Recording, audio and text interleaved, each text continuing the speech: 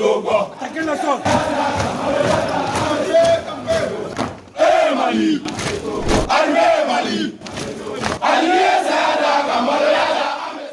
C'est un plaisir pour nous de vous retrouver comme toutes les semaines. Bonsoir à tous et bienvenue dans ce 157e numéro de l'émission Défense citoyenne, un hebdomadaire qui vous donne toute l'information sur les forces de défense et de sécurité. Comme d'habitude, nous allons démarrer avec l'édito de la semaine et c'est signé Colonel Mariam Sagara.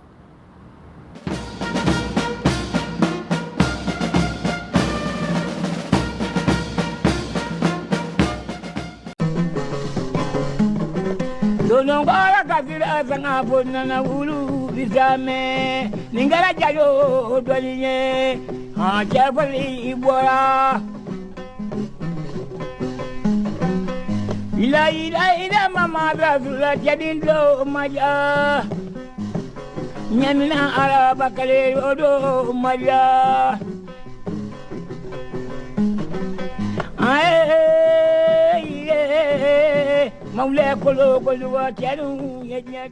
L'AES acte sa présence au concert des nations, excepté la propagande internationale qu'enflamment les réseaux sociaux.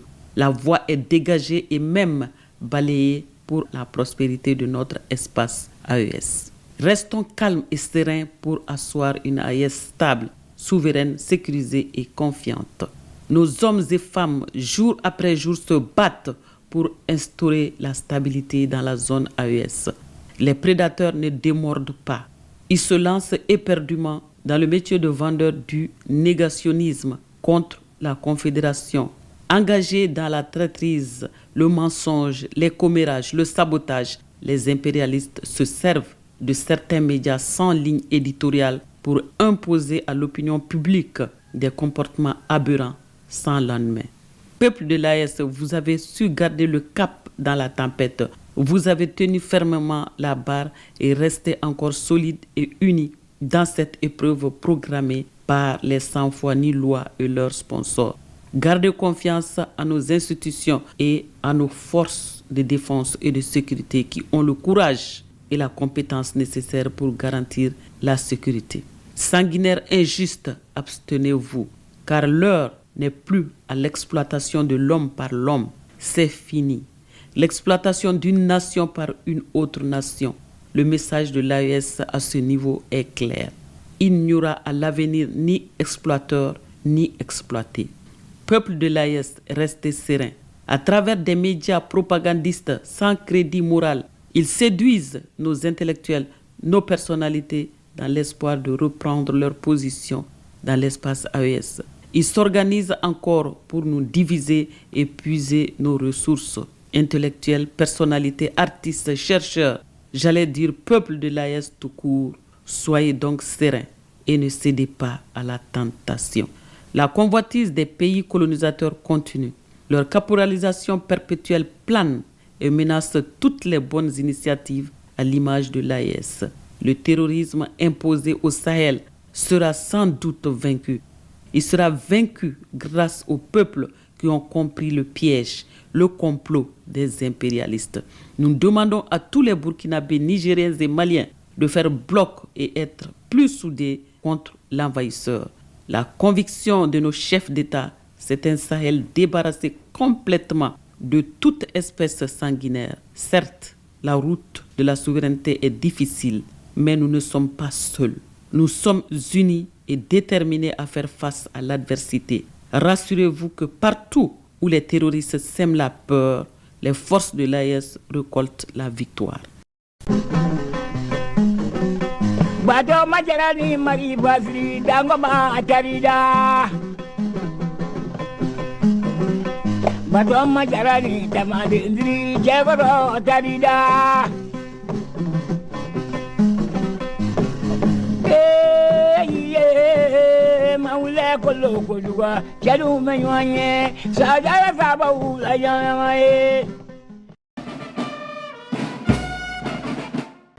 Dans l'armée malienne, le leadership est la chose la mieux partagée. À tous les niveaux de formation, On apprend aux éléments, aux forces armées maliennes, comment gérer les hommes.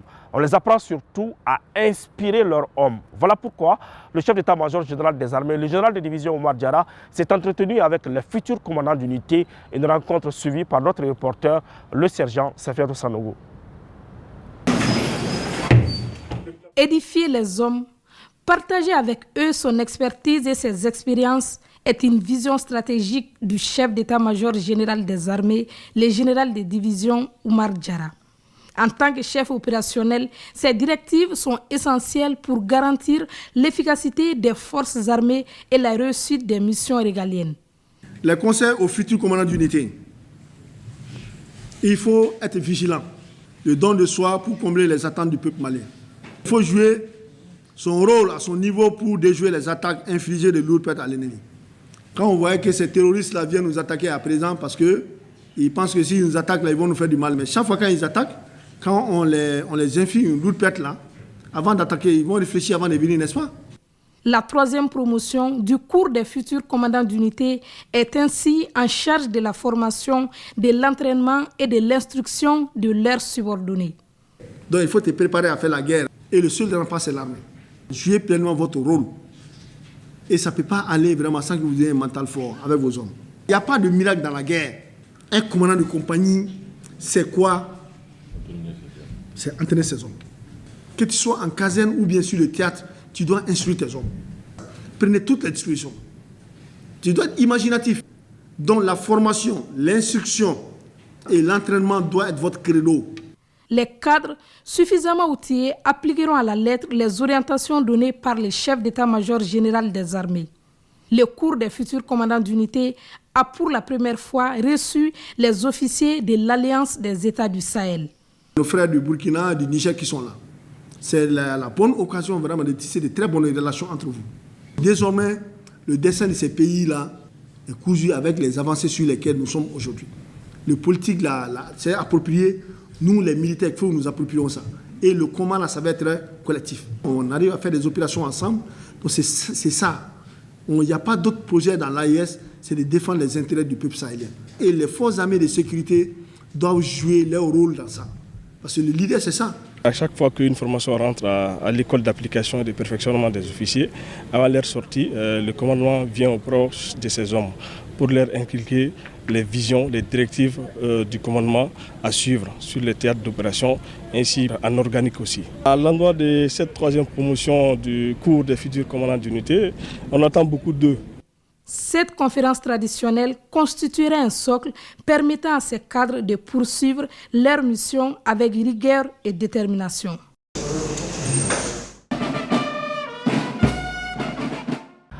Les portes du Mali sont toujours ouvertes aux enfants qui veulent revenir à la raison. Justement, cet appel du ministre de la Défense et des anciens combattants a été entendu par certains membres des groupes armés terroristes. Ils ont déposé leurs armes au niveau de la région de Tombouctou. Suivons cette réédition et surtout leurs témoignages.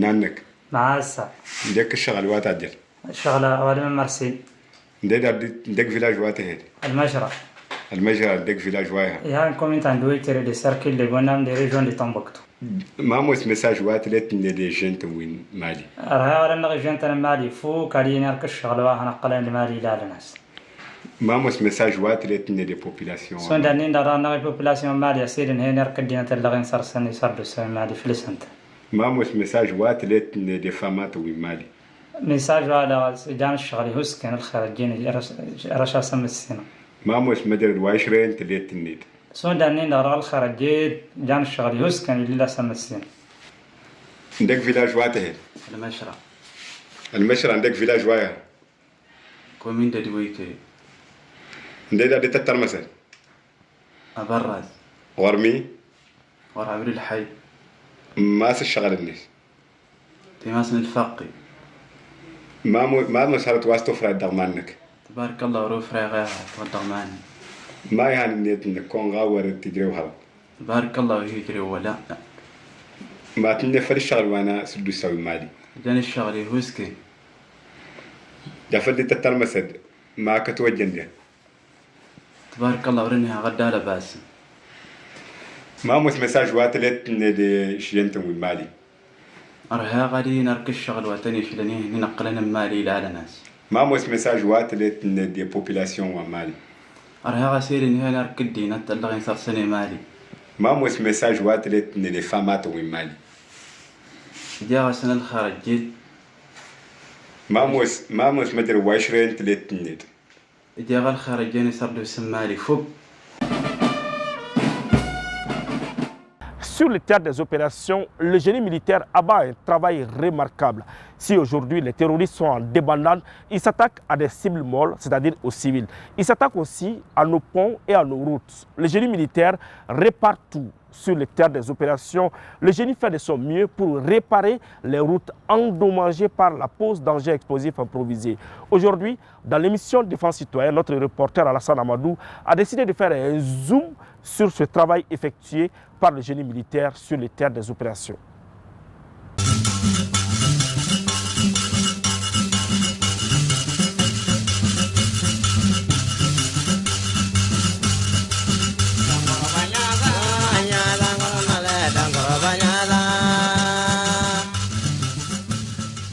L'une des missions principales du génie militaire est la réparation des infrastructures conformément à son célèbre slogan « Construire, parfois détruire, toujours servir ». Sur les terrains, les hommes du général Faraban Sangaré sont activement déployés sur l'ensemble du territoire national, poursuivant leur engagement sans relâche. Dans la zone de Sévaré, ils ont récemment restauré les ponts de Yawakanda, gravement endommagés par des groupes armés terroristes. Cette intervention a permis de rétablir une circulation sûre et rapide dans la région. Après la réparation du pont, le génie militaire, en tant qu'arme d'aménagement du terrain, a pris en charge les nids de poules créés par des engins explosifs improvisés sur la route de Bandiagara. Les équipes ont minutieusement traité ces zones dangereuses, assurant ainsi une circulation sécurisée pour les civils et les forces armées.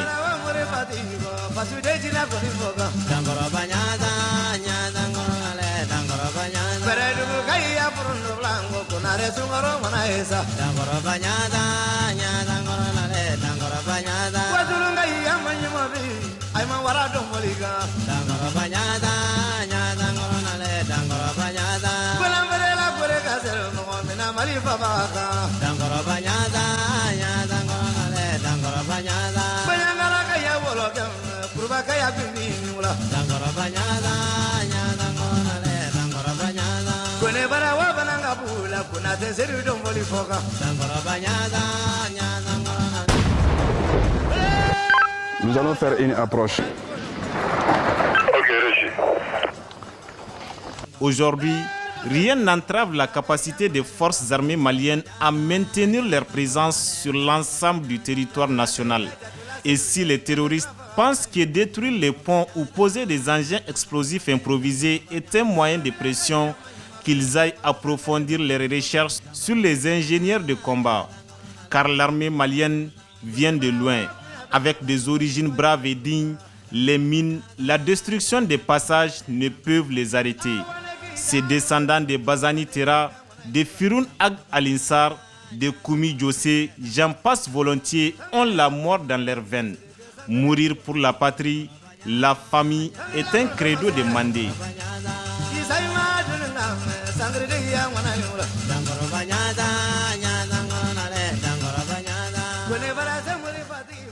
Trois, 2, 1, feu!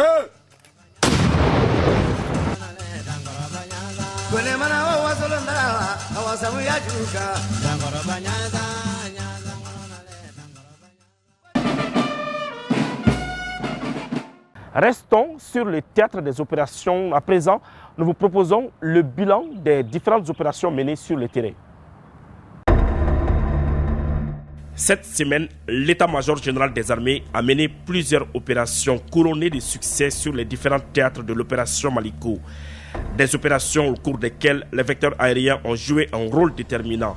Au titre du théâtre Est de l'opération Maliko, au cours de la semaine, les FAMA ont effectué plusieurs opérations allant du ravitaillement à la sécurisation aux opérations d'opportunité dans les localités de Gossi qui ont produit des résultats suivants. La neutralisation d'un terroriste, l'arrestation de 3 suspects dont les nommés Abdou Rabihi Mahamar, ex-combattant et membre des forces de libération des régions du Nord, et Saïguedou Maïga. Les intéressés étaient des collaborateurs du terroriste Abibou Hamey, neutralisé à Gossi le mois dernier au cours d'une opération des FAMA. Les suspects ont été remis aux autorités compétentes pour enquête. Aussi, plusieurs matériels de guerre ont été saisis. À Menaka, à la suite des patrouilles dans le secteur de Inraban et Inekar, les FAMA ont détruit une base de groupes armés terroristes, neutralisé 3 terroristes et récupéré des matériels de communication. Au cours d'une mission entre Bourem et Ber, les FAMA ont neutralisé un terroriste, récupéré un véhicule abandonné et une arme. À Ansongo, 2 complices des groupes armés terroristes ont été interpellés. Le premier, un personnel de santé du CESCOM d'Ansongo. L'intéressé est suspecté de fournir des médicaments et soins clandestins aux groupes armés terroristes dans la localité d'Indeliman. À la suite de perquisitions à son domicile, plusieurs effets compromettants ont été saisis. Le second serait responsable de l'embuscade contre les FAMA dans la localité de Tabango. Tous sont remis aux autorités compétentes pour les investigations. À Gao, dans le cadre de la sécurisation des axes routiers sur la route nationale numéro 19 à 15 km de Afelalao, les FAMA ont neutralisé un terroriste, interpellé un autre et saisi des équipements. Le suspect a été remis aux autorités compétentes. Concernant le théâtre centre, à Nara, à la suite d'une mission de ratissage dans le secteur de Mourdia, les FAMA ont détruit une base de groupes armés terroristes à Niamana, neutralisé 3 groupes armés terroristes à Douabougou et récupéré des matériels divers. Dans le fuseau de Molodo, les FAMA ont neutralisé 2 groupes armés terroristes et récupéré du matériel de communication lors d'une mission de reconnaissance offensive à Bakayouare. Dans le secteur de Nyono, précisément à Pointa, 2 individus suspects ont été interpellés en leur possession des objets compromettants. Les enquêtes sont en cours. À Djéné, au cours d'une mission de ratissage dans les localités de Sunga, Marka, Sonta, Dougouni, Wolon, ainsi que dans la forêt de Bozola, les FAMA ont neutralisé 15 terroristes et récupéré plusieurs équipements. À Gundam, dans la localité de Fatakara, 15 suspects ont été interpellés. À Badiangara, à la suite d'une mission de recherche du bus enlevé, les FAMA ont neutralisé 4 terroristes, interpellé 2 suspects et récupéré plusieurs matériels. À Togeore Koumbe, au nord de Geledje, une base a été détruite, faisant une dizaine de victimes terroristes, des véhicules et dépôts logistiques détruits. Outre les opérations contre les groupes armés terroristes, les forces armées maliennes ont suivi des missions de sécurisation des personnes et de leurs biens sur l'ensemble du territoire national.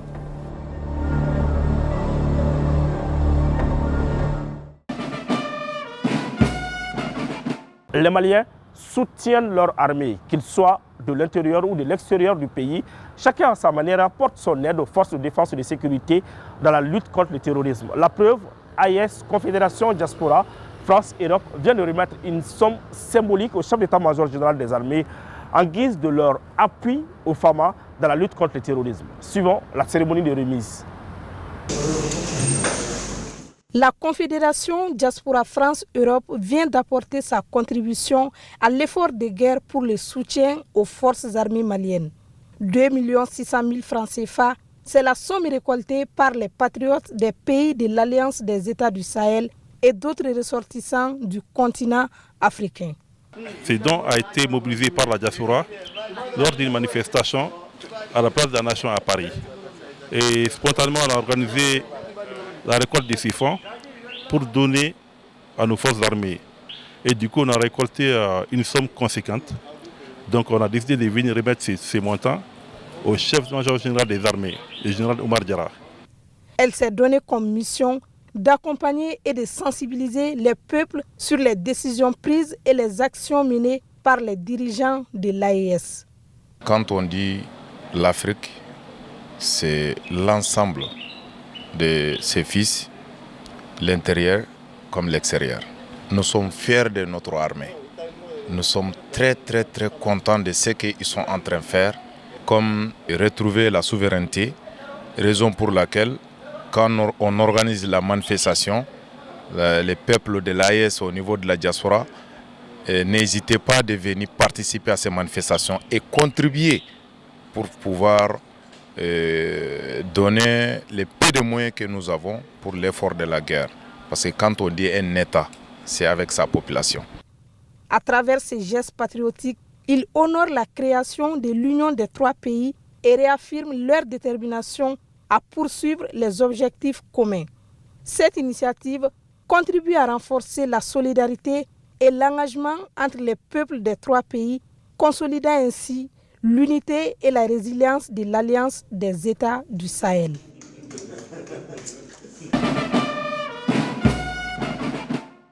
À présent, suivons la cérémonie de clôture des travaux du séminaire de renforcement des capacités à l'endroit de la 46e promotion de l'école militaire interarmes de Koulikoro.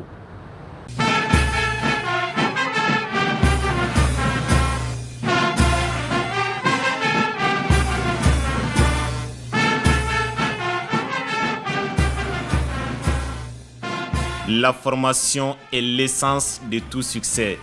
Un mois durant, 176 officiers de la 46e promotion de l'école militaire interarmes de Koulikoro ont été outillés sur le leadership, l'histoire militaire, l'histoire du Mali, les valeurs cardinales et la responsabilité. Au nom de mes compagnons d'armes, je voudrais saisir cet instant pour saluer et témoigner toute notre reconnaissance à tous ceux et toutes celles qui ont contribué de près ou de loin à la bonne conduite de cet important exercice, qui est une première. Cela a été et demeure un honneur pour nous d'acquérir, après une formation d'officier, un renforcement de capacité qui nous est nécessaire. Car aujourd'hui, mieux qu'hier, avec honneur et dignité, connaissant nos traditions et coutumes, sachant d'où nous venons et encore mieux où nous allons, nous vous affirmons que nous sommes fin prêts à servir chacun de nos armes à la hauteur de vos attentes. Durant ces 4 semaines, nous avions pu apprendre que la valeur d'un homme se mesure aussi par son humilité, son courage d'affronter n'importe quelle situation et sa sagesse face à ces moments de déstabilisation. Que l'officier est un meneur en temps de paix comme en temps de guerre, que l'on est chef par notre position, mais leader par nos actions, que le petit détail ignoré peut être fatal et qu'il faut toujours œuvrer dans le sens du collectif. En décidant d'ouvrir cette formation pour les jeunes sous-lieutenants, le chef d'état-major général des armées ne s'est pas trompé. Une mission, un moyen et un résultat. La mission a été exécutée avec professionnalisme par le corps professoral, et surtout nos remerciements à travers les intervenants civils et extérieurs. Aujourd'hui, je reprends toujours en disant que nous avons une expertise avérée dans presque tous les domaines au niveau des forces armées et de sécurité. Cela se confirme encore une fois avec cette formation de renforcement des capacités pour les jeunes sous-lieutenants. Aux jeunes sous-lieutenants qui sont aujourd'hui la fierté de notre armée. Leur sortie coïncide avec la montée en puissance des armées du Mali et de celles de la Confédération des États du Sahel. Nous le souhaitons bon vent et surtout qu'ils n'oublient jamais qu'ils sont bien outillés pour faire face et relever les défis qui se présenteront à eux. Bonne chance à nos jeunes sous-lieutenants. Vive les femmes. Séminaire après séminaire, les officiers de la 46e promotion de l'EMIA sont sitôt prêts à relever les défis.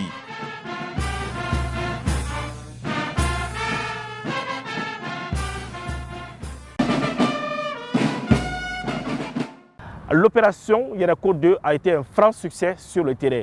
Une opération constituée des forces du Mali, du Niger et du Burkina Faso, une force dénommée la force conjointe de l'AIS. Aujourd'hui, dans l'émission Défense citoyenne, le colonel Ibrahim Sabassa revient sur cette opération dénommée Yerako 2.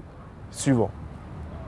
Avant l'opération Yerako 2, il y a eu une première opération qui se dénomme l'opération Yerako 1. Et après le rétexte de cette opération, les plus hautes autorités militaires ont décidé de faire une deuxième phase qui s'appelle l'opération Yerako 2, qui s'est déroulée dans la zone de 3 frontières du 25 deuxième mois au 26 troisième mois, soit 10 jours d'opération conjointe des 3 armées. L'objectif est de conduire des opérations simultanées d'abord sur chaque territoire et des opérations coordonnées dans la zone de 3 frontières pour lutter efficacement contre les groupes armés, les terroristes et les bandes criminelles, et avec une jonction de ces 3 armées au niveau du point triple, c'est-à-dire que la zone des 3 frontières. L'objectif aussi, c'était de rassurer les populations et d'avoir la confiance entre populations armées, et surtout l'opéralisation de ces forces, qui est une volonté politique et une volonté militaire qui s'est réalisé sur le terrain. Les 3 armées se sont rencontrées au point triple et ça s'est bien déroulé. Parce que les groupes armés terroristes ne connaissent pas les frontières. Ils attaquent au Burkina, ils viennent se réfugier au Mali. Ils attaquent au Mali, ils partent se réfugier au Niger. Maintenant, en mutualisant nos efforts, nous allons lutter efficacement contre ces groupes armés.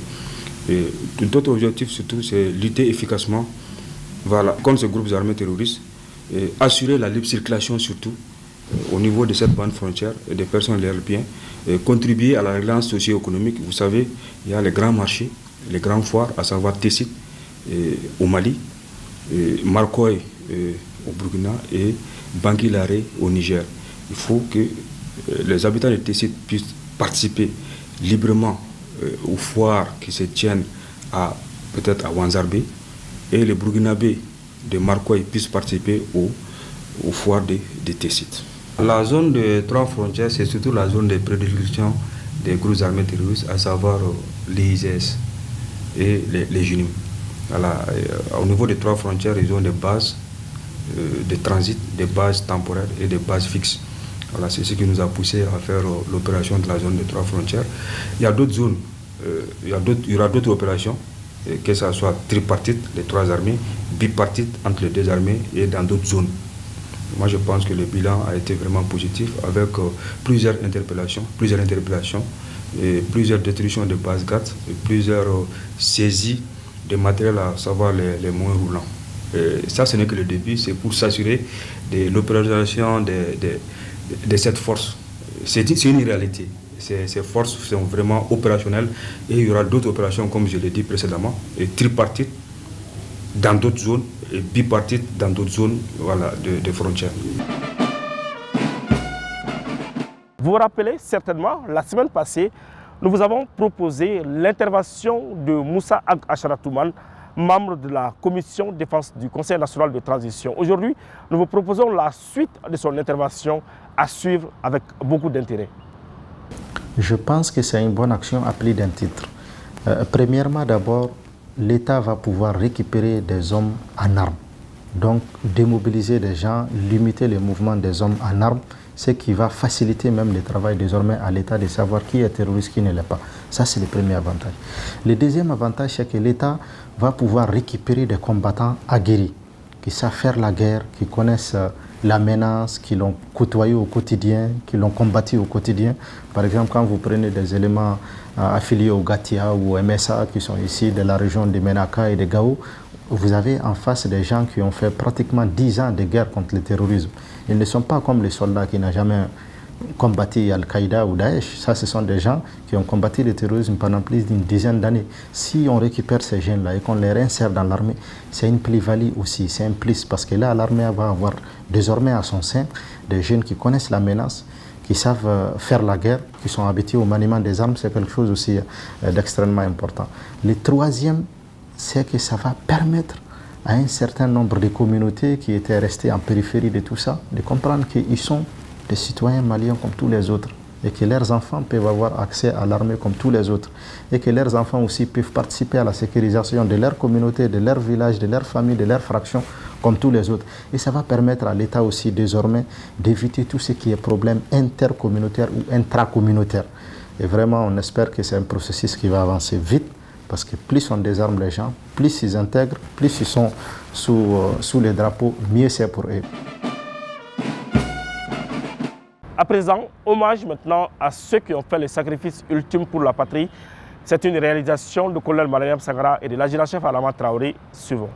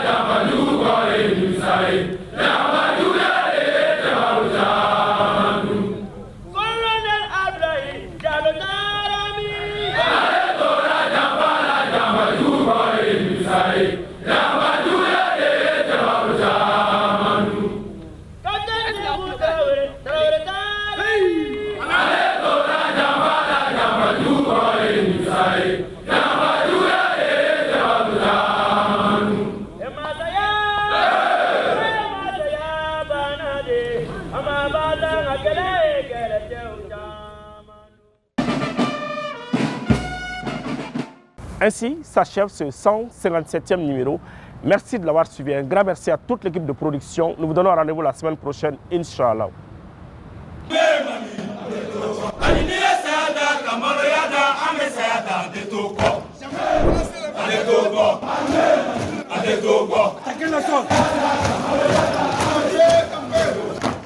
Mali,